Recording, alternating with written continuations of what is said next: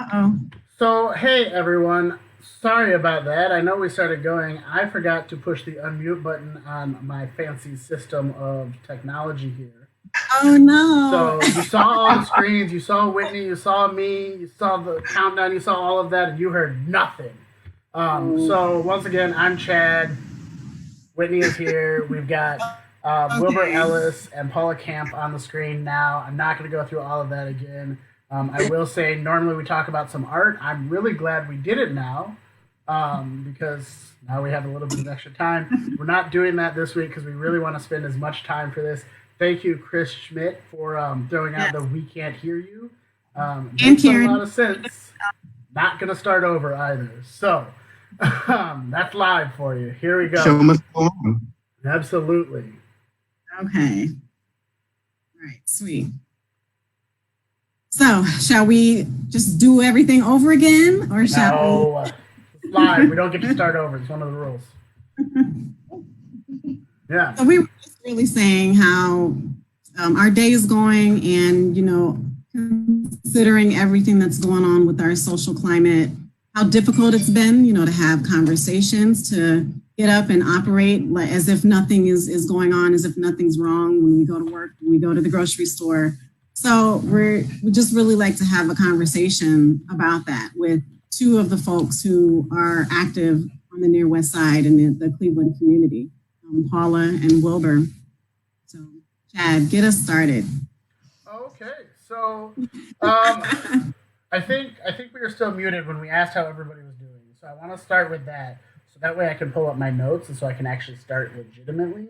So Willburr, Paula, how are the two of you doing on this wonderfully beautiful day? Paula, I was going to let you go first. Well, you go first. So polite. That's how we are. Polite today. It's funny because we're both people who talk a lot. I'm good. I'm happy to be living in a community and a neighborhood that is rich with people who care and people who are willing to have big conversations, and that is full of people who also greet each other with all things considered, how are you? Not too bad. It's a beautiful day. Hopefully it should be the last day that we are under this whole curfew thing going on outside. I'm hoping. It's a good day. I like you said, there's a lot of hope to be felt in the community right now. There seems to be a true, genuine desire for change and for open conversation, and I'm happy to be a part of that. Wonderful. So I know I've been at OCI for about almost 3 years now, and we're not far behind on that. Hey Chad, real quick. My audio? Yep, that happened. I really need a new pair of headphones, but that's not quite in the budget right now. So what I was saying is I've been at OCI for about 3 years now, and I remember one of the very first names I heard from the moment I started was actually Paula Kampf. Partially because you're one of the admins on the Ohio City community page, and so I saw your name there, and I just constantly see you posting and contributing there. So the first kind of question we wanted to start with, actually before I get to that, I do want to throw this out there for everybody that's watching on Facebook. We are taking questions, so just put them in the comments, and we will get to them as soon as we can if we have the opportunity to. So please make sure you're putting in your comments. But so my first question, and this is for both of you, but we'll start with Paula. Can you kind of share what you feel like your role and responsibility within the community as a neighbor, a resident, a community leader, even if some of you don't consider yourselves community leaders? I only got some of the question. Okay. Sorry. It's all right. We'll make it work.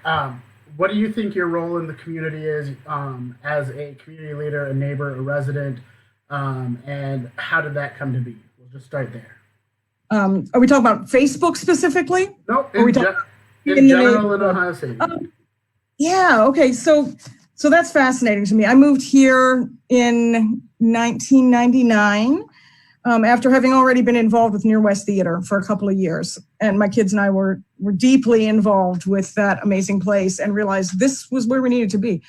And across the time that I have been here, I feel like all I've done all day, every day is learn from everybody around me the history of this place, the history of,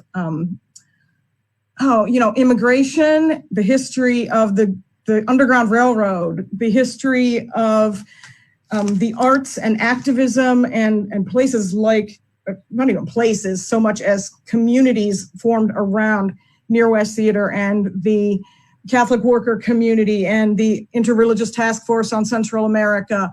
And so like, there's so much that's so rich here that just informs my soul and my social justice heart and my mom heart. I raised my 2 kids who are now fierce activists, currently living in Chicago. And I'm just so proud to get to be any part of an inclusive community. And I see my role, it's funny to think of it as a role. I think more in terms of like calling, I think.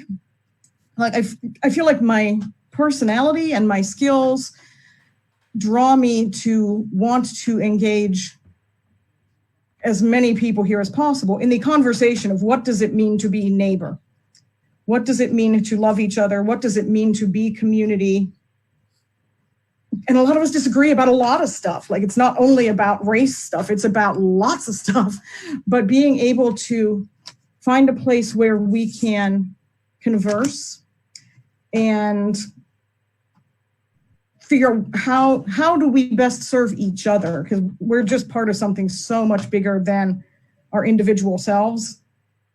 And I think one of my favorite quotes is that bit about as long as anyone is oppressed, so am I. That's not the exact quote. And so finding like the liberation and the courage to be authentic with each other and find the way to better things. I want to do what I can in that. Wonderful. Long answer. I can be under that for a long time. All right. You got a few minutes. How about you, Wilburr? So for me, I'm not originally from, Cleveland. I've been in the area for about 7-8 years. And for the last 3, I have been in Ohio City mostly. I fell in love. It was the first part of the city that as soon as I was in it, I felt like I was home. It felt like a true community, not just because of the Facebook group, but also just because, it's like I would walk into shops directly across from where I was living and people would remember my name and be like, it was the little things like that. Going to the West Side Market and having someone ask me about my mother. That was one for me that was like, wow, like this is, you're not asking just because you want my money. You're asking because you genuinely care. So for me, I'm really just trying to enrich that and try to grow that feeling as far and wide as I can. I feel like there is a need and a desire for these tough and hard conversations so that we as a community can figure out where we're growing and where we're going next.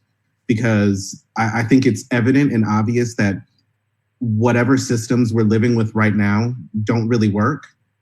And we have to figure out as a community what does work for us so that we can get there.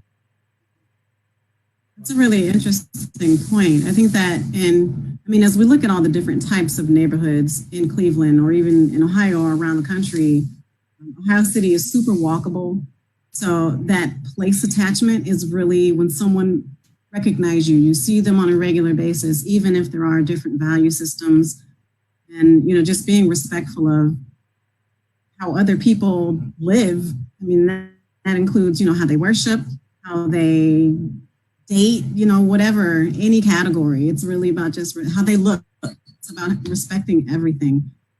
So what are some of the things that might be going on in the community right now that you are all aware of that is helping to build community, you know, helping to spread that awareness of engaging in ways that people may not be used to. Are you, please share with us. I feel that you may know more things than we do, being the residents here and more on the ground and active. And Chad, don't let me speak for you. But I mean, so please share with us, what are some things that are happening? Some things I love shouting out people who are doing really cool things. And Andy Schumann is a young man who grew up here, and it has taken on this, like, kind of spontaneously just went, you know what we need? We need a directory of businesses and stuff. Yeah, mostly businesses, restaurants and other kinds of businesses that are owned by people of color, indigenous people, everybody in the range of that, the LGBTQ and women-owned businesses. And so he's just started this thing that's like, everybody in the community come and contribute, list the things that you know of so that we have a guide to that. Like, what a great grassroots thing. And I just see tons of people hopping on and including their references for that. Malaz, whose last name I won't dare to try to pronounce, even though I know her personally, and Sharon Phelps have been working on putting together an anti-racist book club for the neighborhood that OCI is generously talking about helping fund copies of the book. And like, what a cool grassroots thing to bring people together to actively engage in, like, some really good work around how do we do this? How do we become, as a community and as individuals, anti-racist? And last night, I go for a walk most evenings with my beautiful neighbor, Bill Merriman, who is one of the giants of this neighborhood upon whose shoulders we stand.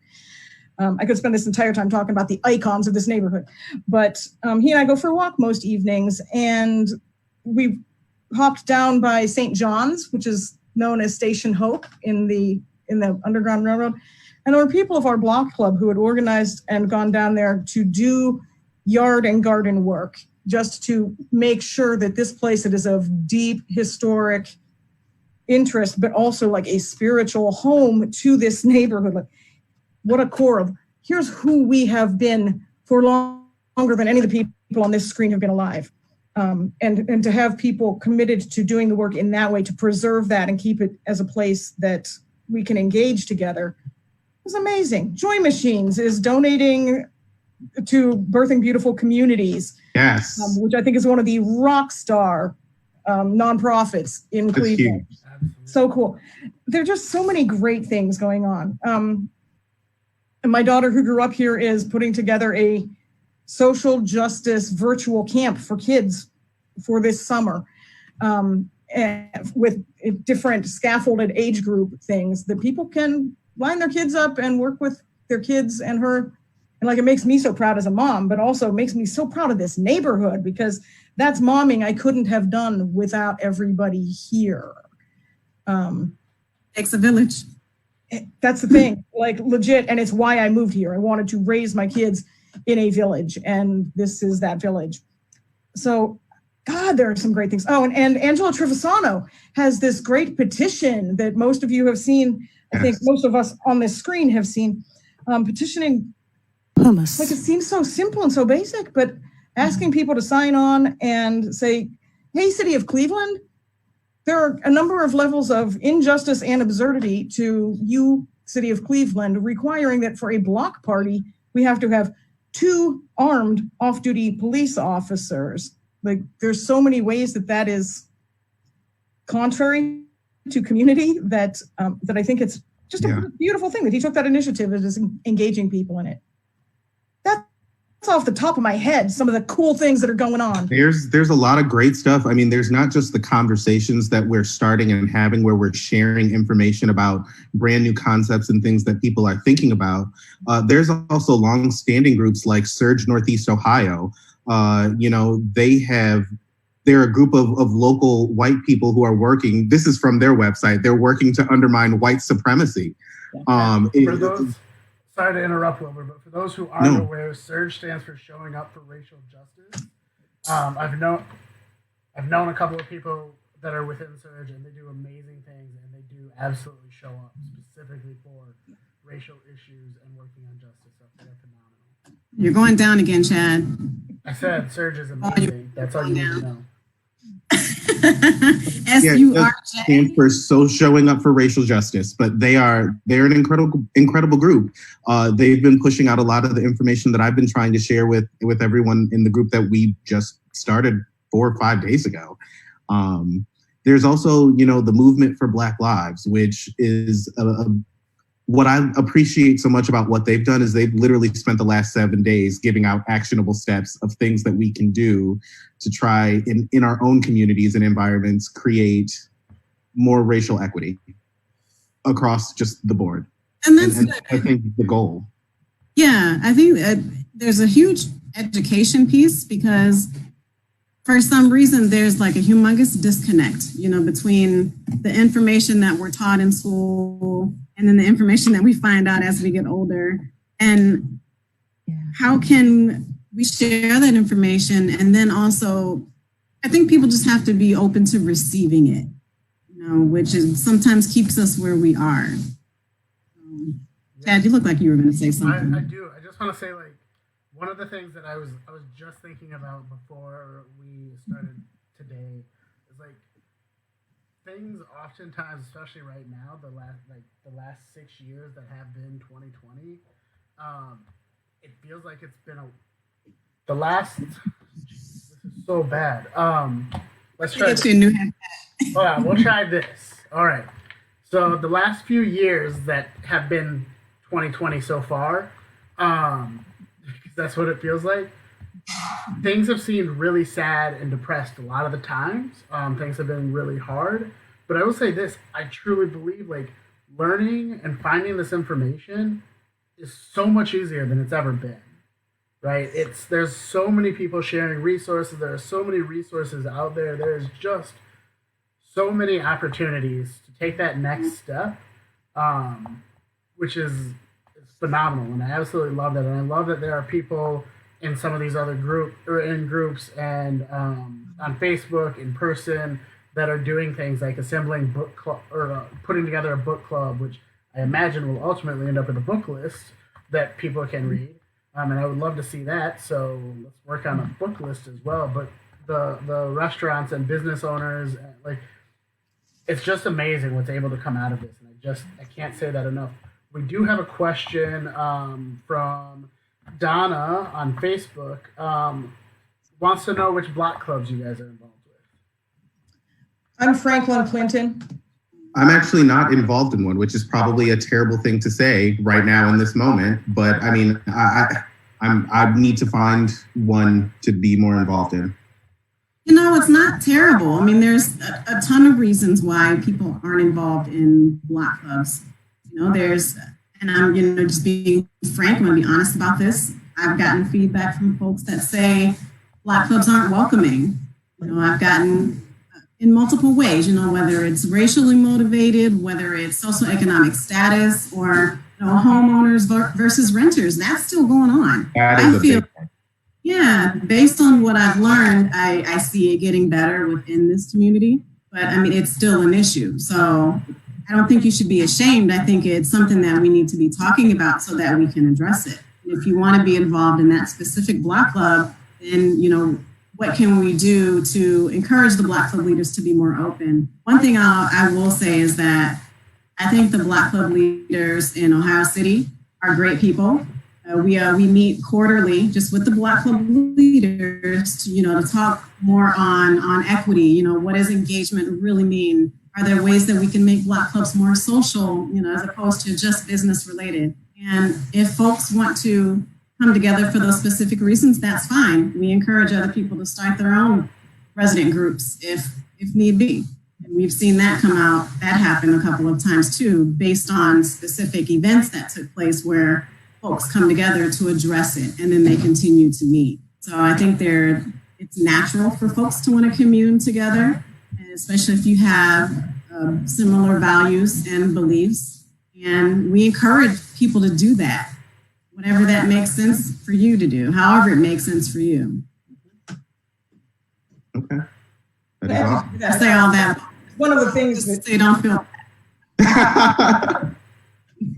And one of the things that I'm really aware of is that there are lots of ways of doing the work of community, like me, and for any of us who are remotely, it sort of cracks me up to think of like, oh, community leader, whatever that means. See how I can make Willburr flinch? That whole premise,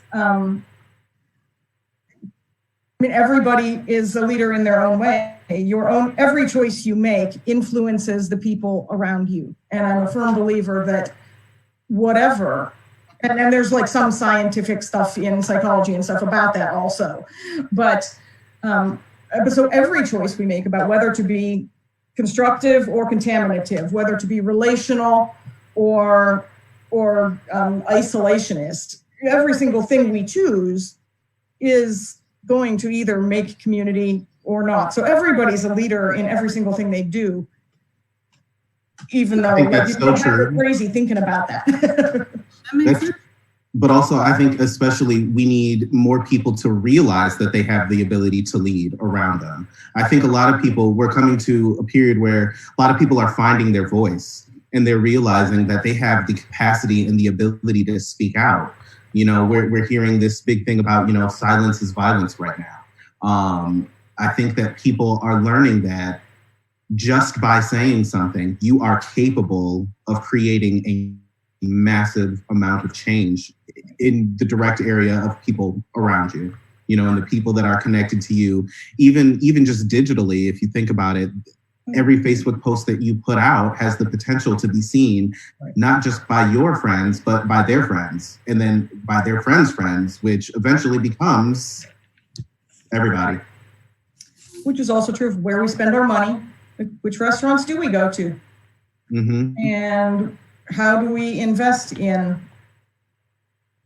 How do we invest in our community? Yeah. How does that reflect spending money towards everybody? And I think most people want to do good and be good. And so much of it is about helping people know what the opportunities are. Mm-hmm. Where is a place I can go? What is the thing I can do? If I'm not a person who is, for whatever reason, unable to put my body on the line about something that's important to me, what are some other ways that I can do that? I really love being able to work with other people and both just share opportunities, but create and communicate opportunities for that kind of thing. Because there's so many ways and there's so much work to be done.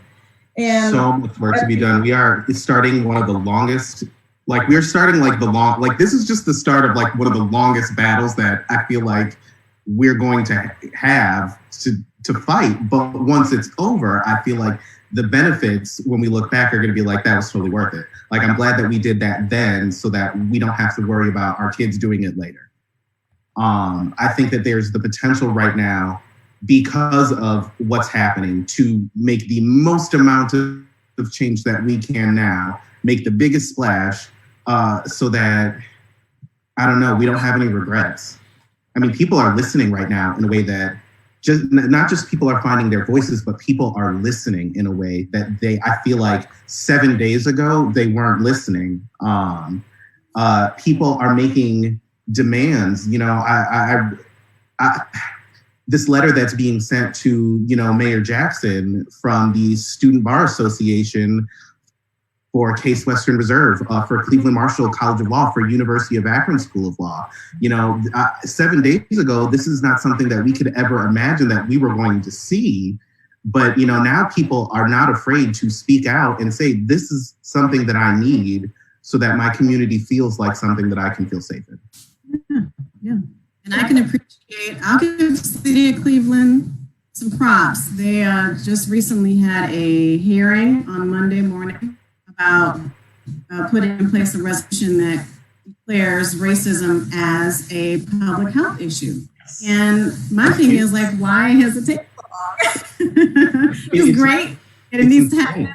We can follow up with McCormick to see how that went, because I had to miss it. Did anybody else happen to see that live recording? I didn't watch the live recording, but I did watch his announcement afterwards where he spoke about the fact that it, one, unanimously passed, but also the fact that he had put this resolution forward back in March, I believe. Like, it's wild to believe that he put this forward months ago and it took till now for them to say, yeah, this is actually a big enough problem.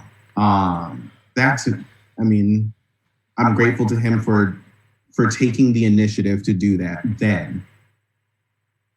So all of this brings me to the last question I have for today, and that's only because we are short on time. Sorry. So I've got one more question that I want to ask, and the only reason I've only got one question is because we are running short on time. So I want to give you guys a chance to answer it. We've talked, Willburr, you've mentioned people are having conversations. We've talked about how easy it is to learn, how many resources are out there, and all the different things that people can do and are doing. And so I'm curious, where can people go to get involved in these conversations? Who can they reach out to? Like, if my neighbor says, hey, I want to be a part of this, I want to do more, other than just telling them to do some research and learn on their own, like, how can people actively get involved in this conversation? Bearing in mind that this is not a 30-minute Ohio City TV live type of conversation. Even this question, I don't think you have enough time to answer, but I just want to put it out there and maybe you guys can give some sort of perspective on it. I mean, I definitely have a couple. We just started the new Near West community group. The focus point of that group is to have people in this area who are ready to have hard, tough conversations, who want to learn but don't know where to go. That's a great place because it's the community members are sharing resources. Somebody asked a question yesterday, how do I talk to my kids about this? At what age do I talk to my kids about this? People are sharing all sorts of resources and information in that group. If somebody this week is saying, I want to put my body out there, but I don't know where I'm supposed to go. Black Lives Matter is a part of there's a protest that's going to be Justice for Desmond. That's at 2 p.m. Tomorrow. If somebody has the opportunity, I will post that information. If you want to be there and be present and if you want to do something and you don't know what to do, this is a place to go.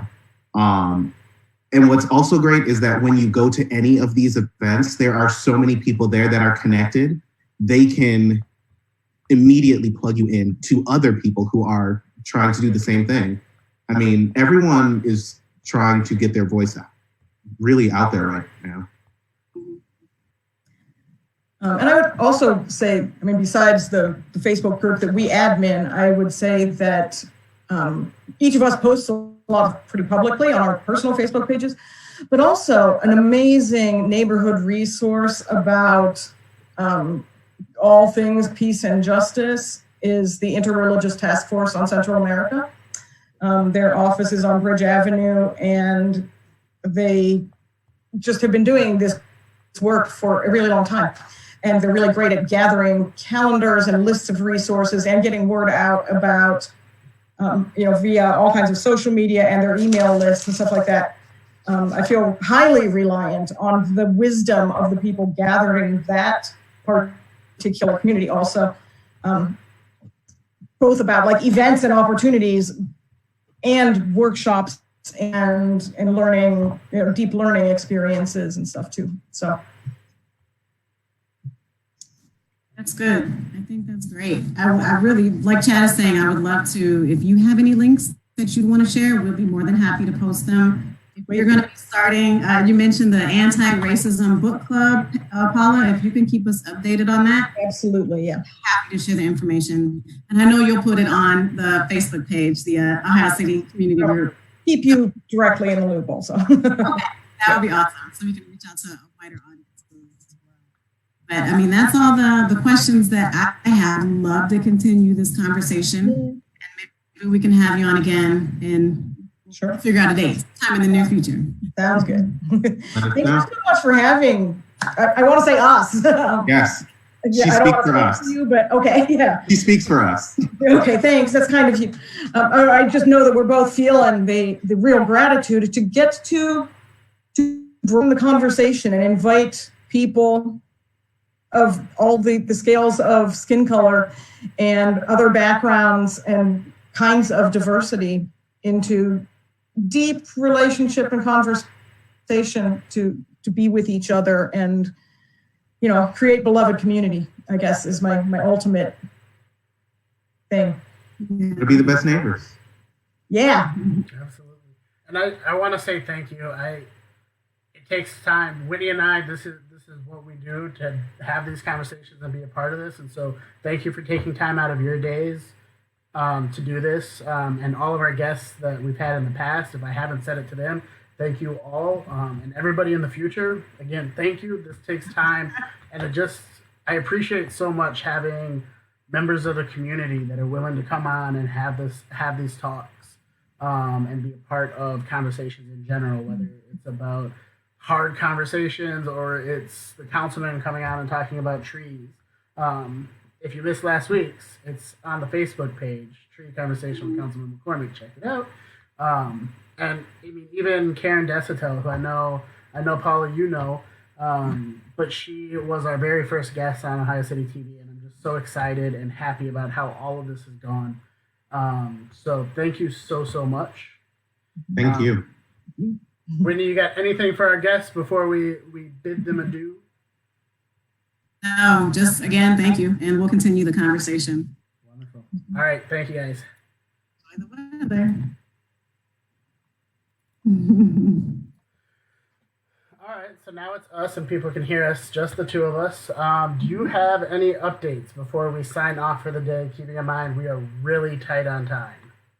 Well, I was just gonna, give our rundown of ways to get in touch with us, ways to stay involved and stay up to date.